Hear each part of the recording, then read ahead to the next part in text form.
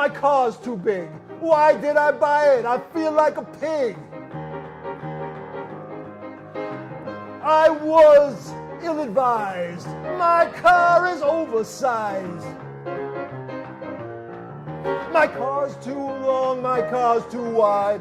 A football team could fit inside. People curse me as I drive by. And oh yes, my car's too high. And when I bought it, so was I. I bought it for the sporty style. Now one full tank gets me 18 miles. I'm afraid of the cost of it. I'm afraid I'm gonna get lost in it. Oh crap, my car's too big. I can't afford to sell it and I can't afford to drive it. Oh well, it's got a nice coffee holder.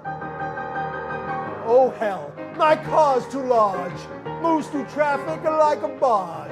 It's thick as a brick and it's heavy as stone. I'm gonna rent it out as a 2-bedroom home. My car is disproportionate. I can even go to war in it. I'll never escape in a high-speed chase. You can see my car from space.